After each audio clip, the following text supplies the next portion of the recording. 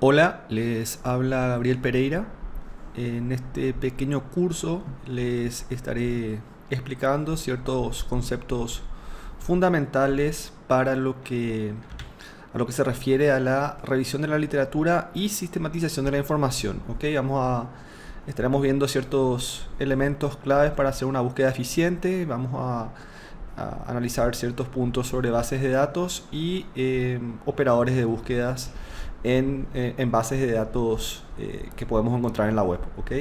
Entonces, avanzando rápidamente con este material, empezamos con el primer tópico, en donde pueden ver en el gráfico lo que es conocido como la jerarquía del conocimiento, ¿sí? La pirámide del conocimiento, ¿sí? En donde en la base encontramos primeramente lo que son los metadatos y los datos, ¿sí? Que se refieren más que nada a, a datos numéricos, textos, símbolos, sin ningún tipo todavía de conexión, de procesamiento. Luego tenemos, avanzando en la pirámide, tenemos lo que ya sería los datos y metadatos procesados, organizados de una manera lógica, bien estructurada, de acuerdo a nuestras necesidades, que sería la información.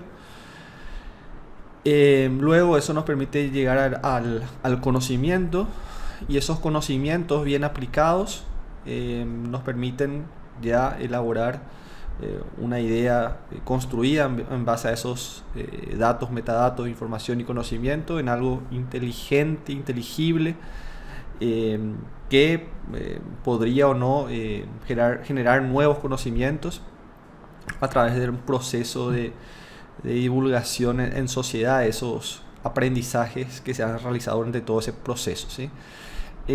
Así también es interesante, podemos ver también en el mismo gráfico, que el proceso de pasar de metadatos o datos a información requiere un proceso de sistematización de datos, que es en cierta manera lo que vamos a ir viendo en estos cursos cortos que voy a estar compartiendo.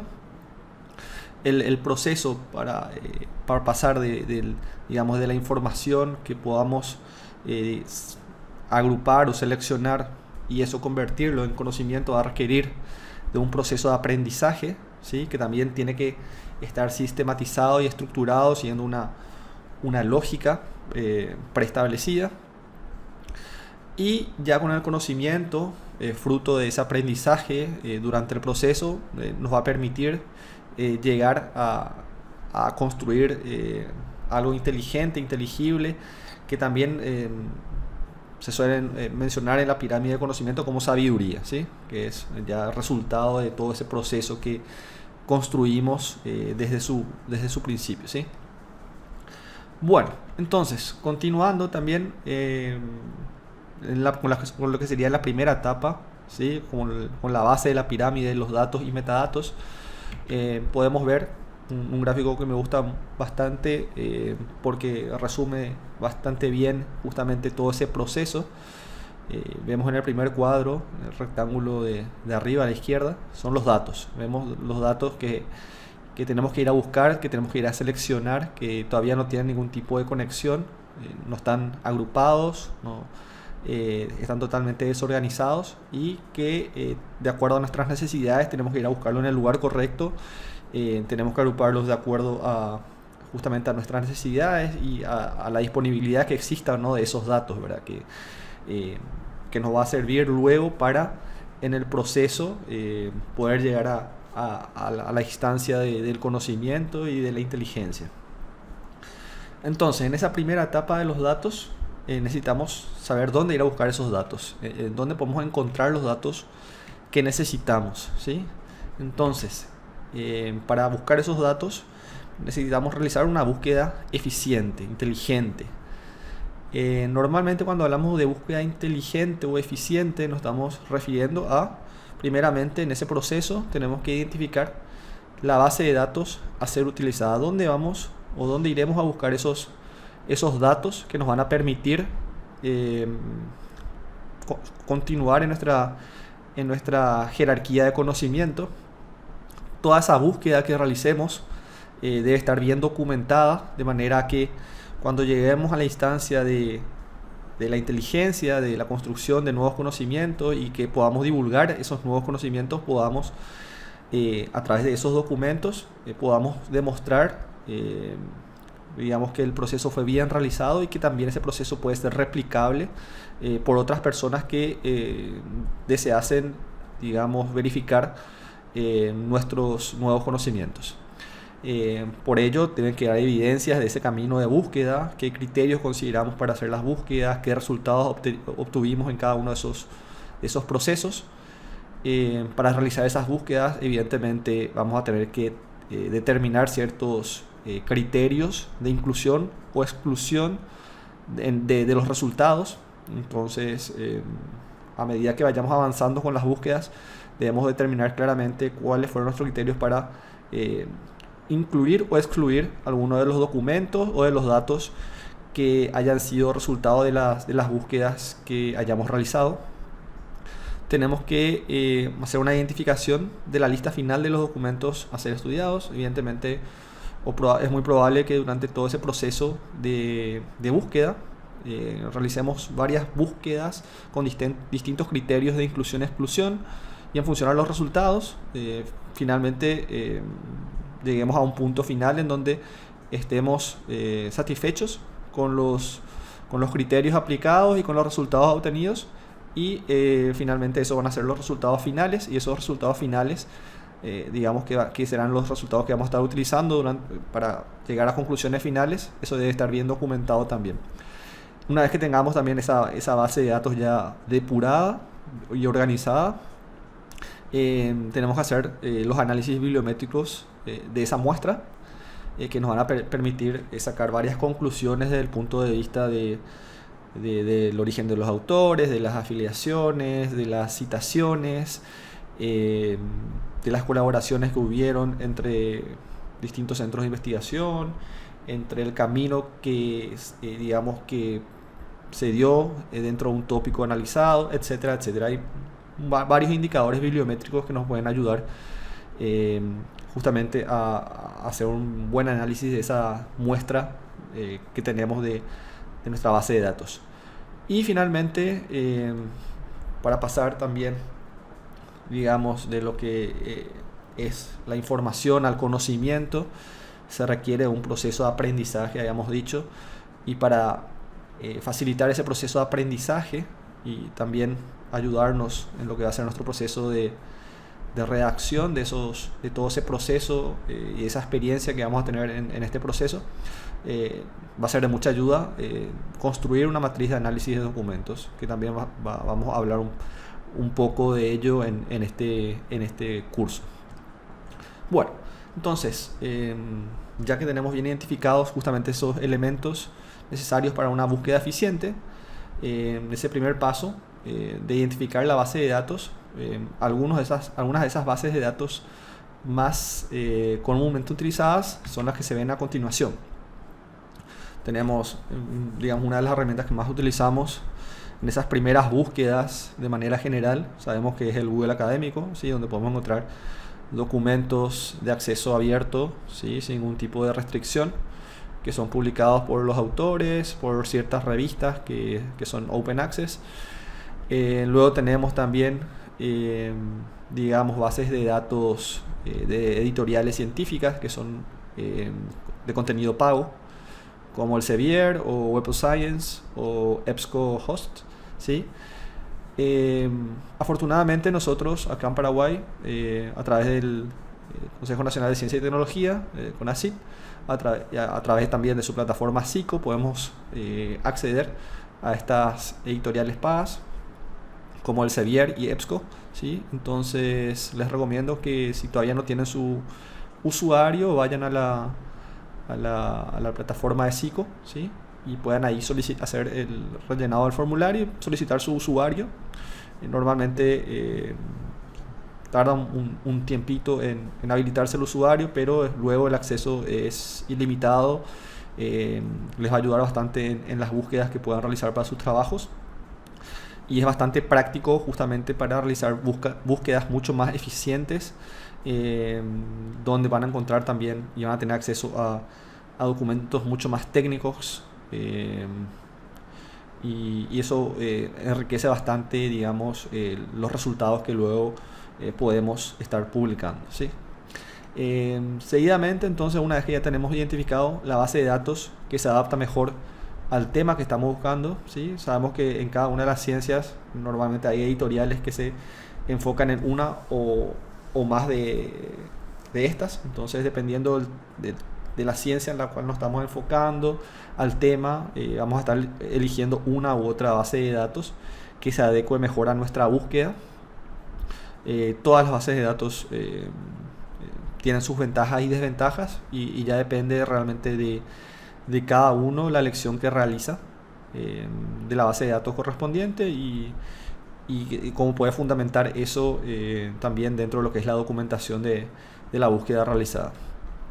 Bueno, entonces ya, digamos, seleccionamos nuestra base de datos. En esa base de datos procedemos a hacer la búsqueda, y una vez que tenemos sistematizada esa búsqueda, tenemos que nos va a permitir llegar a la etapa 2, que es la etapa de información, ¿ok? Una vez que tenemos ya justamente sistematizada esa búsqueda, podemos esos datos que se encontraban totalmente desagrupados, sin ningún tipo de relación, a partir de este proceso de esta etapa de información, podamos esos datos de cierta manera agruparlos, clusterizarlos y empezar a darle cierto orden lógico, cierta estructura que nos permita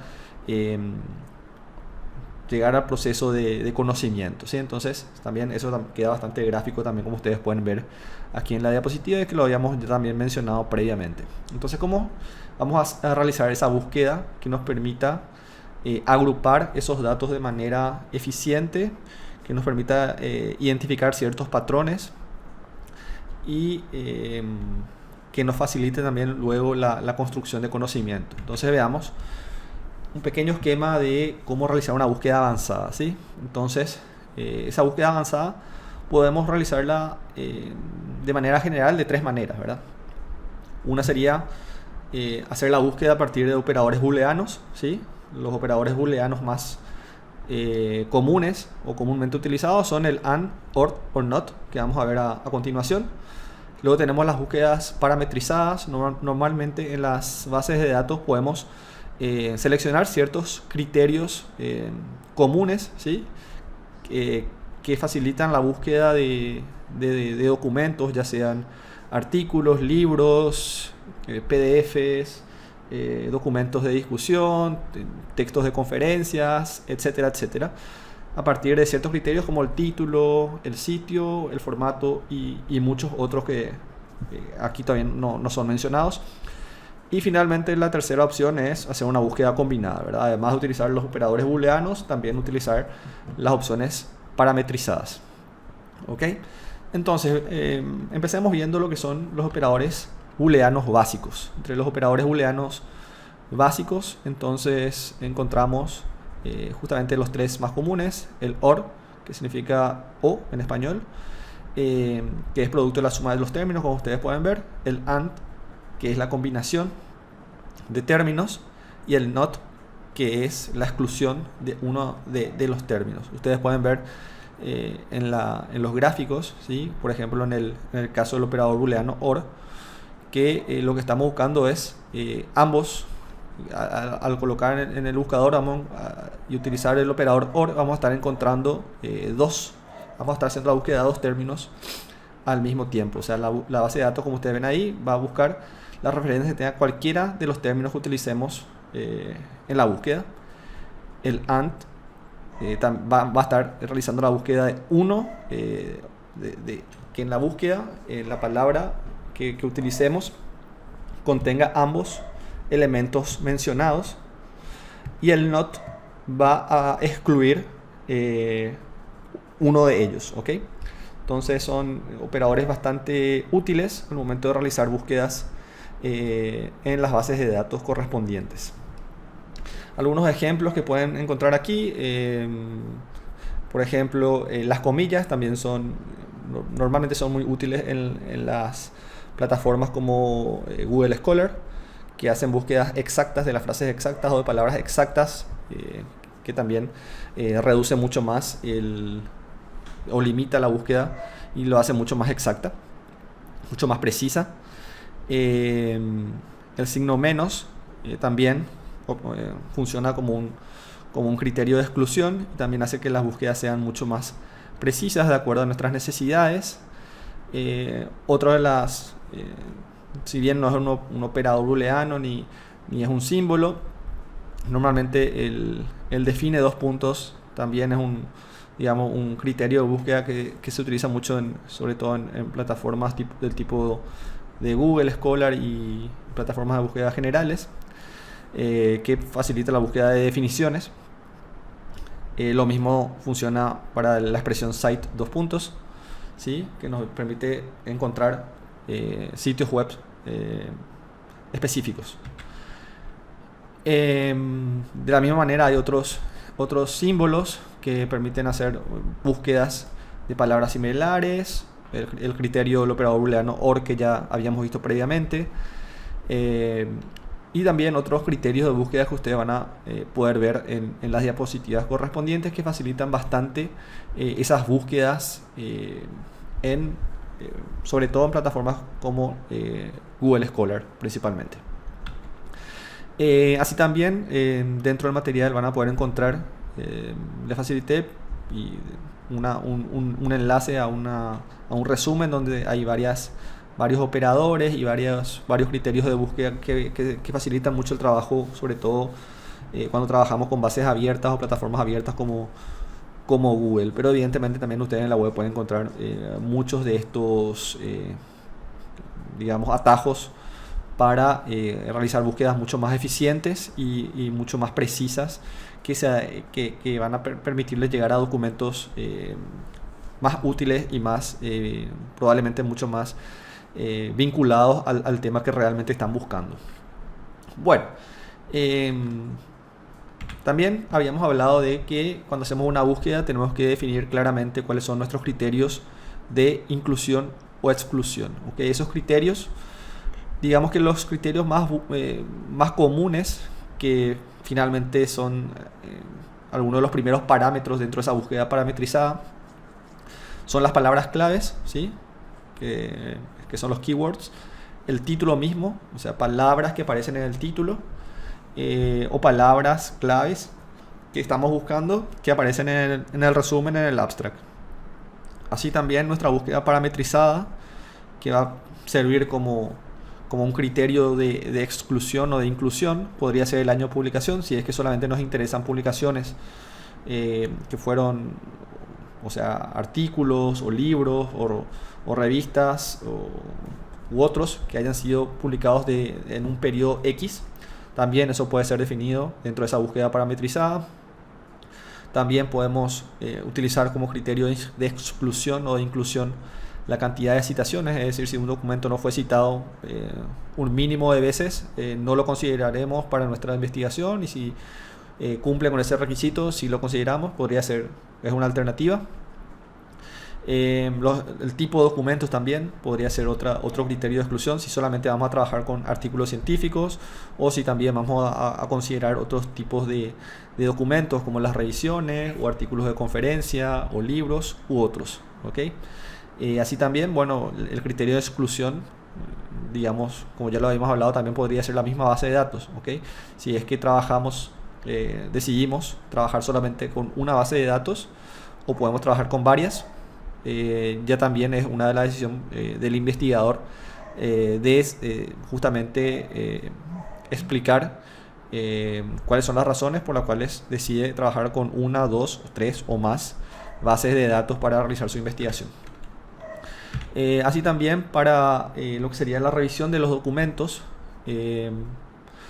podríamos seguir el siguiente esquema, que si bien es una sugerencia de uno de los también autores de este documento, podría ser el siguiente. Si es que para una revisión, primeramente en la base de datos se hace la búsqueda correspondiente, eso nos va a arrojar unos resultados, una cantidad de artículos X. Esos artículos serán analizados nuevamente para ver si es que cumplen o no con ciertos criterios que internamente también vamos a estar definiendo.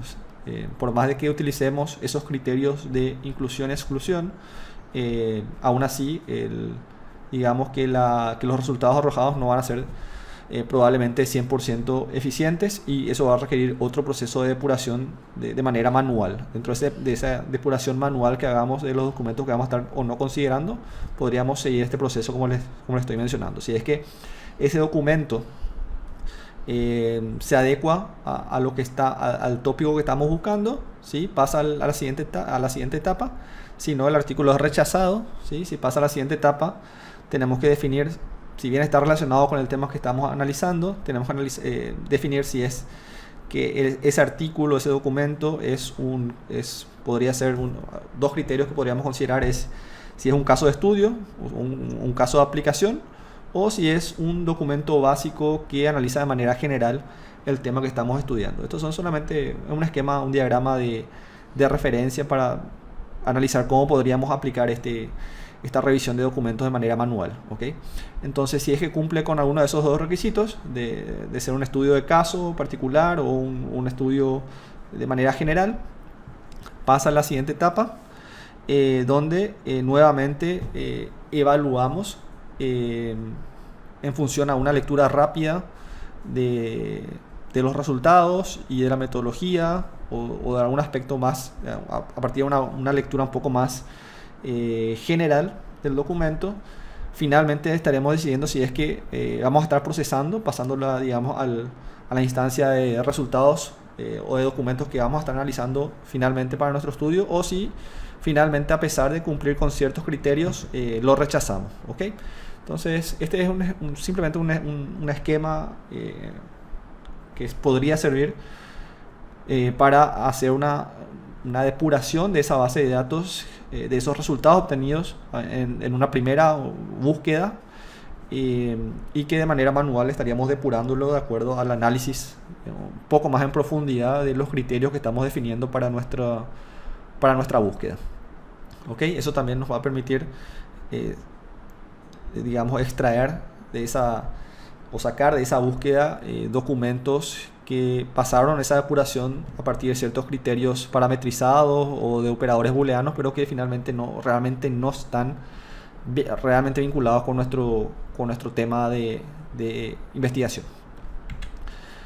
Bueno, entonces, una vez que ya tenemos nuestra base, elegimos bien nuestra base de datos, hicimos la selección de los documentos, de los artículos que finalmente vamos a estar utilizando, que están bien estructurados, ya están organizados, ya estamos identificando ciertos patrones, ciertos grupos, de acuerdo a subtópicos, podemos pasar a la etapa del conocimiento, ¿ok? Entonces, en esa etapa de conocimiento ya vamos a poder establecer bien cuáles son las conexiones entre esos documentos que pudimos extraer de nuestra base de datos. Esos patrones ya van a quedar mucho más claros, ya vamos a poder identificar claramente cómo dentro de nuestro tema hay otros subtemas que están interconectados y que nos van a permitir justamente construir conocimiento a partir de un aprendizaje que vamos a estar extrayendo del análisis un poco más profundo de esos documentos. Entonces, para poder construir conocimiento y realmente experimentar ese proceso de aprendizaje, tenemos que leer esos documentos que han sido seleccionados. Pero ¿cómo hacemos para leer adecuadamente un documento? Normalmente en la literatura encontramos que principalmente los artículos científicos tienen ciertas secciones que son las más comunes, ¿sí? Primeramente, digamos que en el encabezado siempre, en la primera página, encontramos la revista en la que fue publicada, el título, los autores y sus afiliaciones, ¿ok? Eso ya nos da una pequeña visión general, digamos, en cuanto a los autores y a la revista, que la revista también puede ser analizada en cuanto al impacto que tiene la revista en la comunidad científica, que suele ser un criterio de peso dentro de la comunidad científica, ¿sí? Luego tenemos el abstract o resumen, que ayuda bastante en ese proceso de análisis que que dijimos de depuración manual. Normalmente se leen los resúmenes para analizar, digamos, qué está estudiando ese artículo, qué metodología utilizaron y cuáles fueron algunos de sus resultados más relevantes. Luego está la introducción, donde se explica de manera general la problemática, se explican las secciones que se van a estar redactando y ciertos aspectos fundamentales del artículo. Luego está la metodología, los métodos o el modelo que se está aplicando, que también es bastante interesante una vez que ya tenemos claro que vamos a estar estudiando ese artículo. Luego está la sección de resultados, seguido por la sección de discusiones, y finalmente llegamos a la sección de conclusiones, y algunos también incluyen ciertas implicancias de esos resultados obtenidos. Y en la última sección son las citaciones o las referencias, donde se mencionan cuáles fueron los artículos que fueron leídos para justamente llegar a redactar ese artículo que estamos leyendo, ¿sí? Normalmente también en la literatura, como ustedes pueden ver en la diapositiva, se sugiere o se recomienda estos pasos, ¿verdad? Primeramente, leer en detalle todo lo que es el título, las palabras claves y el resumen, de manera, en una primera lectura, ¿verdad?, rápida, leer esas secciones y identificar los principales resultados e importancia del estudio. Eso normalmente ya lo encontramos en la sección justamente del resumen. Hacer una lectura diagonal, ¿verdad?, del artículo, es decir, identificar los títulos, los subtítulos, los gráficos y tablas que se están exponiendo en ese artículo. Y también en esa primera lectura rápida se recomienda que también se encuentran encabezados junto con la revista, con el nombre de la revista, se encuentra el año de estudio para saber si es un estudio reciente o un estudio antiguo.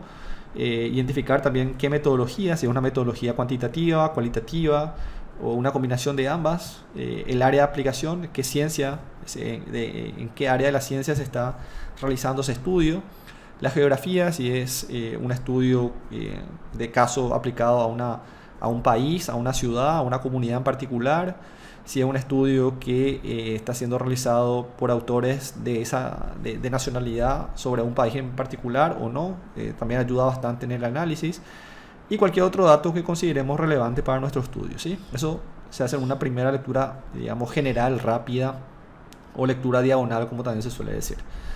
En una segunda lectura, ¿sí?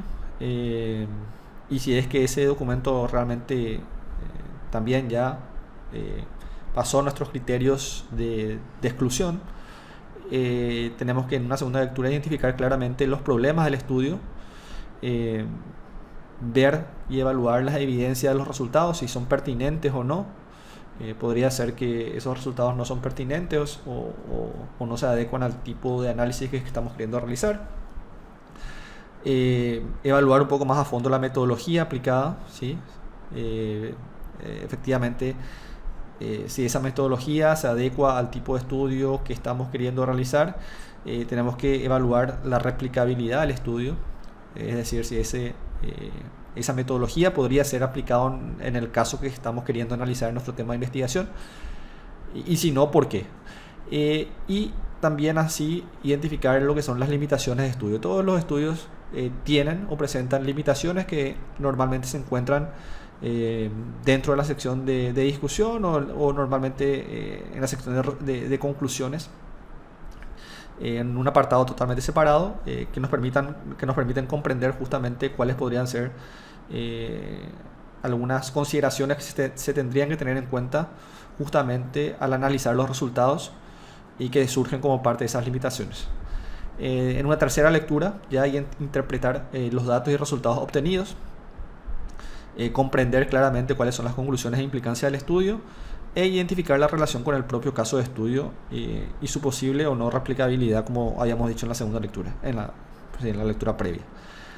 Y 4, ya para poder llegar al proceso de aprendizaje, resumir esos apuntes, conceptos y datos claves, resaltar comentarios, ideas principales y otros que consideremos que nos van a servir luego para lo que sería la redacción de de nuestro documento de investigación en base justamente a este proceso de aprendizaje que hicimos en función a la lectura de otros autores.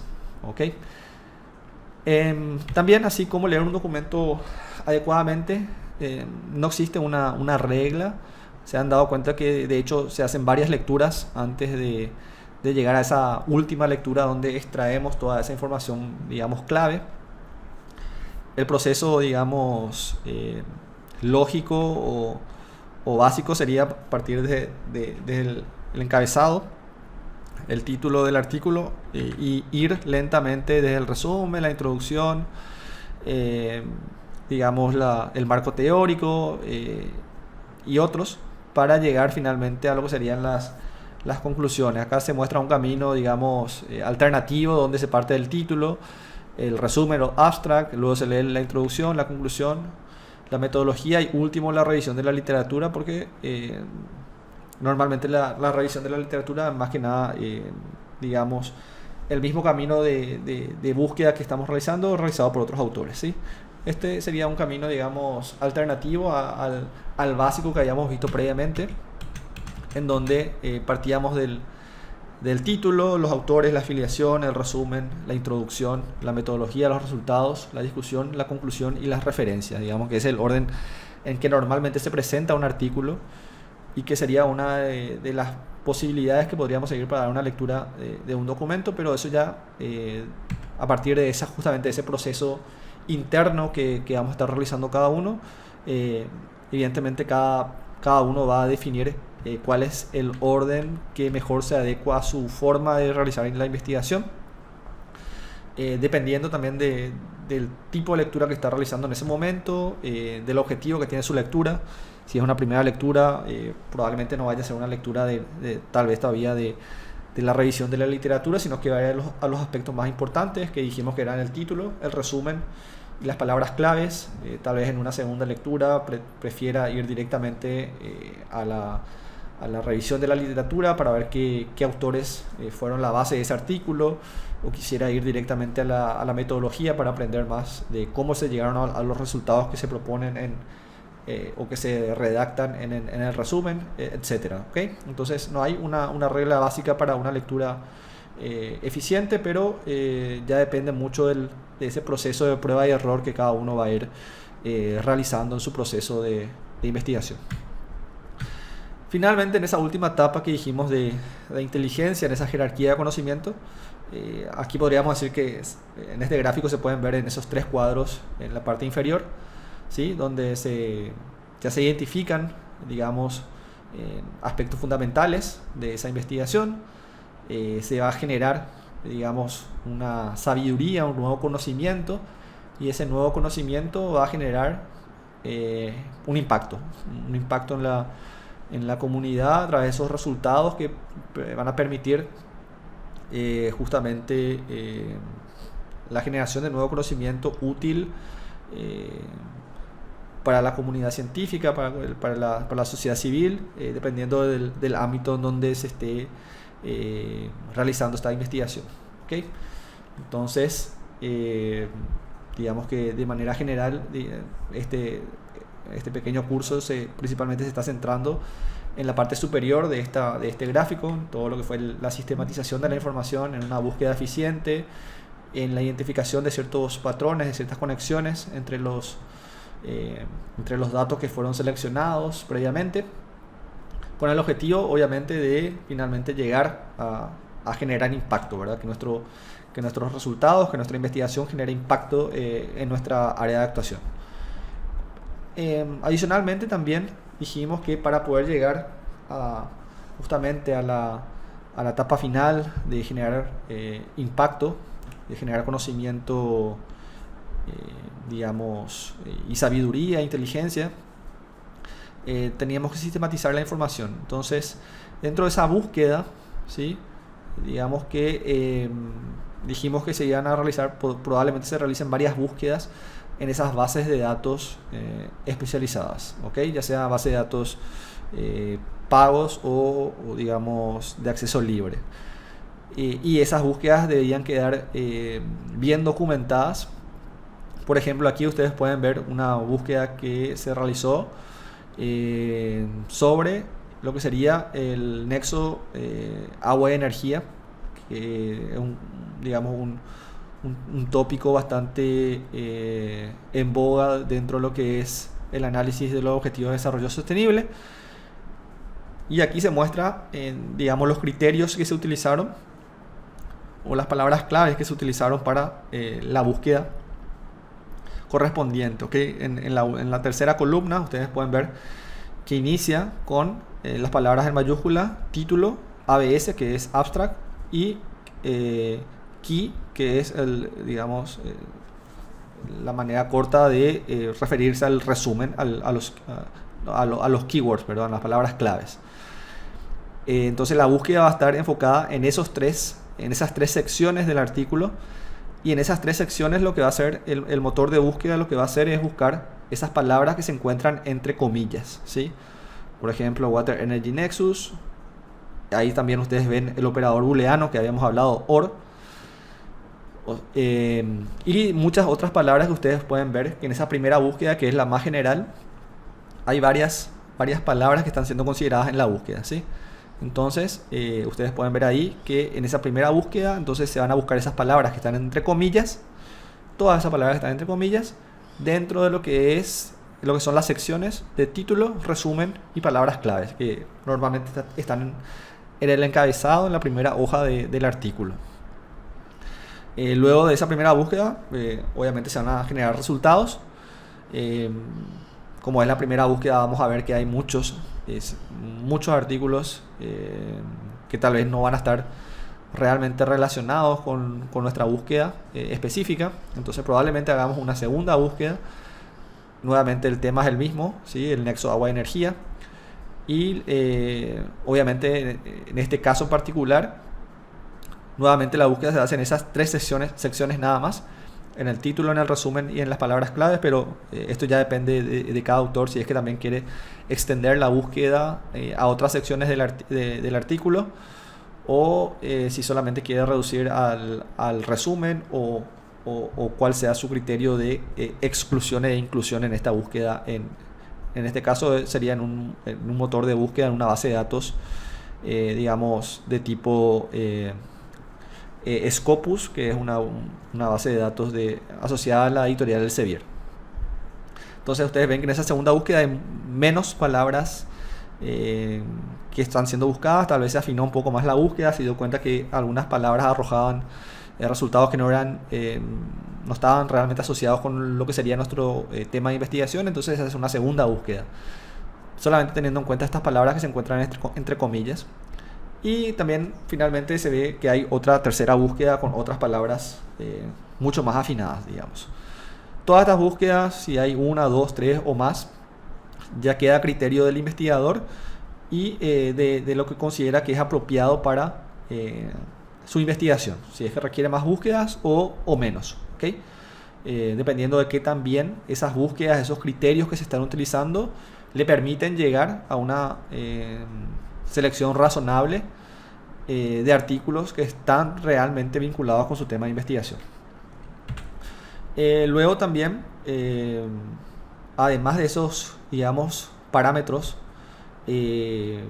básicos que se utilizan para incluir o excluir ya en la búsqueda los artículos, también podrían utilizarse otros criterios, como ya habíamos hablado, el periodo de publicación de esos artículos. Solamente queríamos artículos entre uno u otro periodo. Acá, por ejemplo, menciona como criterio de inclusión solamente artículos entre el 2008 y el 2020. O solamente artículos, podría ser, que ya evidentemente va a requerir tal vez un análisis o una depuración de la base de datos de manera manual. Por ejemplo, definir solamente o utilizar solamente artículos que tengan un enfoque empírico o cualitativo o cuantitativo, ¿okay? Para ello, evidentemente, se deberá hacer un análisis, una lectura del material, y en función a la lectura de la sección de metodología, definir qué metodología se utilizó y si es que se va a considerar o no ese artículo para la investigación. Entonces, hay criterios de inclusión y exclusión que son mucho más complejos que otros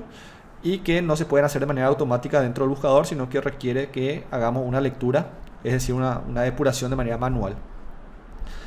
Y bueno, ustedes encuentran aquí que es otra manera de documentar, justamente más que nada que de documentar esos criterios que se utilizaron para incluir o excluir artículos dentro de nuestra base de datos finalmente utilizada para la investigación. También ustedes pueden ver aquí otra manera de documentar esa búsqueda, esos resultados, es identificar el origen, la locación geográfica de los estudios realizados, es decir, estudios que se enfocan al estudio de un país en particular, de Estados Unidos, o estudios que se orientan a ciudades, comunidades, regiones en Estados Unidos, en China, en Alemania u otro país en particular, pero queda bien documentado justamente la locación geográfica de esas investigaciones. Adicionalmente también se puede identificar justamente el enfoque que utilizó el artículo para digamos, la obtención de sus resultados. Si fueron estudios cuantitativos, investigaciones generales, estudios de enfoque, digamos, a nivel de país o a nivel de zonas urbanas o zonas rurales u otros, ¿ok? Entonces también eso es interesante de ver dentro de ese análisis, digamos, inicial de la base de datos y los resultados obtenidos ya de manera estructurada y organizada para llegar a esa parte, a la sección o a la etapa de la información ya sistematizada. Así también, acá se pueden, por ejemplo, ver lo que sería ya el resultado de esa búsqueda, donde se puede identificar la cantidad de artículos por año que se obtuvieron dentro de ese análisis, de esa búsqueda eficiente, inteligente y bien organizada. Entonces uno ya puede ver la cantidad de artículos que se obtuvieron por año y por base de datos. Por ejemplo, acá ustedes ven en la segunda columna, dice Scopus. Esa es una base de datos que está asociada con la editorial Elsevier. La otra base de datos que ustedes ven en la última columna es Web of Science, que también, entonces, en este caso, esta investigación utilizó dos bases de datos para la búsqueda. Y bueno, evidentemente, cuanto más bases de datos utilicemos, el trabajo también va a ser mucho más complejo, porque habrá mucho más análisis a realizar sobre qué criterios de inclusión y exclusión se utilizaron, y si es que se debe hacer algún tipo de depuración manual, va a tomar mucho más tiempo. Así también podríamos hacer un análisis del tipo de revista en la cual fue publicado. Por ejemplo, acá se hace un análisis dentro de la base de datos de Scopus, cuántos artículos fueron publicados en cada una de esas revistas que ustedes pueden ver en la tabla. Entonces ahí ustedes también van a tener una mejor noción de qué revista se especializa más en uno u otro tema, o en uno u otro subtópico particular dentro del tema que están investigando. Y luego también se podría analizar esos artículos que están siendo en esas revistas, qué cantidad de citaciones tienen, qué impacto tiene. Entonces se pueden sacar muchas conclusiones justamente de esos indicadores bibliométricos que hablábamos al inicio de la presentación. Finalmente, esa matriz que también habíamos mencionado, que va a permitir facilitar luego la redacción de nuestro artículo, de nuestro documento de investigación. En esta matriz ustedes pueden ver, por ejemplo, en una primera instancia pueden ustedes, digamos, indicar los autores del documento, el año de publicación, el título del artículo, del libro o del documento que está siendo leído, el lugar en donde fue publicado ese documento, si fue una revista científica o si fue en algún documento de trabajo u otro, ¿sí? Ustedes pueden especificar eso en una columna. Bueno, luego ya vienen todos los datos, digamos, de publicación, dependiendo del tipo de revista o lugar donde ha sido publicado, como sea el volumen, el número de la revista, las páginas en las cuales están publicadas, el DOI, que es, digamos, el identificador web de ese documento, normalmente utilizado para los artículos científicos. Y luego las columnas donde evidentemente ustedes pueden agregar muchas otras columnas que le van a permitir sistematizar esa información, ese análisis que hicieron de cada uno de los artículos, como podría ser qué tipo de metodología se utilizó, una metodología cuantitativa, semi-cuantitativa u otra, los objetivos de ese estudio, cuáles son los objetivos principales, ya pueden extraer esa información, qué definición hacen de algún digamos, alguna palabra en particular referente a su investigación. Por ejemplo, si están analizando el nexo agua-energía, ¿qué definición hace el autor de ese nexo? ¿Qué definición hace el autor de lo que sería desarrollo sostenible? Entonces, eso les va a permitir sistematizar información clave para lo que luego va a ser la redacción y la generación de nuevo conocimiento a través de su documento de investigación. Luego podría ser otra columna digamos, de metas que seguía ese artículo, digamos, cualquier otro tipo de elemento que consideren importante sistematizar dentro de su investigación. Podría estar siendo dedicada a una columna y con ello también, una vez finalizada la lectura de todos los materiales que fueron seleccionados para la investigación, van a tener en una sola tabla toda la información sistematizada que les va a permitir generar ese proceso de aprendizaje que habíamos hablado para poder luego redactar, una vez que ya fueron identificados todos esos patrones, esas conexiones entre todos los temas y tópicos tratados, y poder redactar con propiedad y en base a evidencia científica y a un análisis pormenorizado, poder redactar ese documento de investigación en esa última instancia a la que queremos llegar, que es la etapa de inteligencia, como habíamos visto al inicio de la presentación. Entonces, les agradezco la atención. Esta era la información que quería compartir con ustedes el día de hoy. Ante cualquier duda o consulta, tienen en pantalla mi correo electrónico, y este mismo curso tiene una segunda parte en donde se van a estar explicando ciertas herramientas que se pueden utilizar para el análisis de esos datos que van a estar siendo extraídos dentro de esa etapa que habíamos visto de selección de datos o metadatos para nuestra investigación. Nuevamente, muchísimas gracias por su atención y nos vemos en la segunda parte de este curso. Hasta luego.